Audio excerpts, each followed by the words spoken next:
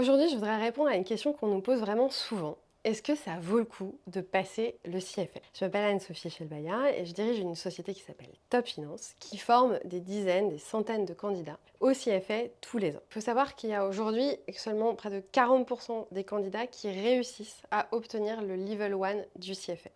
Donc c'est un examen difficile. Pour autant, j'ai vu des centaines de candidats qui ont réussi l'examen, qui ont changé de job, qui ont vraiment pris confiance en eux et qui ont même doublé leur salaire dans certains cas. Mais j'ai vu chez ces gens-là un réel engagement de leur part.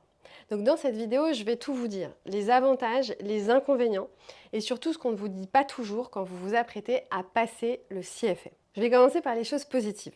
Le CFA, clairement, ça apporte des compétences, ça apporte aussi de la reconnaissance et des opportunités aux candidats qui le réussissent. Des compétences, c'est évident que vous allez monter en compétences et avoir une solide maîtrise de tous les sujets financiers. Le CFA, c'est un programme qui est très dense, qui est très structurant. Et ce qu'on voit bien chez des candidats qui ont le CFA, c'est qu'ils sortent de là avec une compréhension qui est claire, qui est transversale de la finance.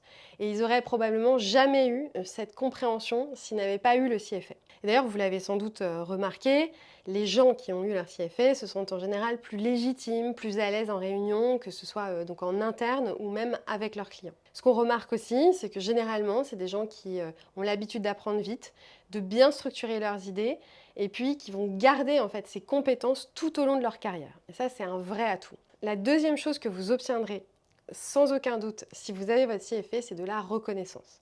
Avec ces 3 lettres qui sont donc CFA sur votre CV, c'est un vrai plus.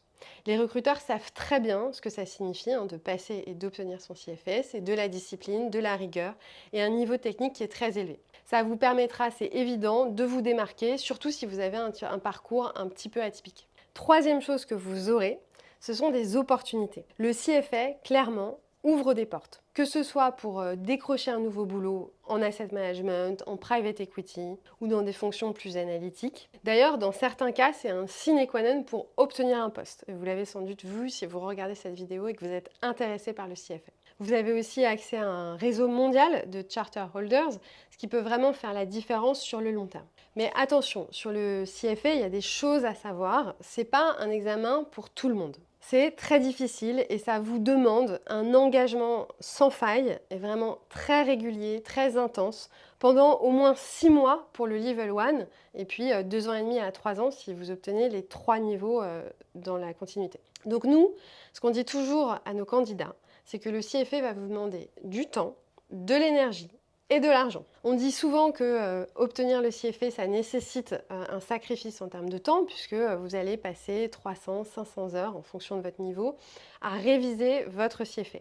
Et donc, ça veut dire réviser le soir, réviser le week-end et pendant les vacances aussi. Et pour être capable de faire ça, eh bien, il faut être prêt à faire des choix et mettre d'autres projets de côté et être bien au clair sur la raison qui vous conduit à passer le CFA. Parce que si vous n'êtes pas au clair, vous ne tiendrez pas dans la durée. C'est du temps que vous ne passez pas à faire autre chose. Donc quand on a un job à plein temps, quand on a une famille, ça peut devenir assez lourd. Deuxième chose à savoir sur le CFA, c'est que le contenu est tellement vaste, c'est assez généraliste, qu'il y a des choses qui ne vous serviront pas nécessairement dans votre métier.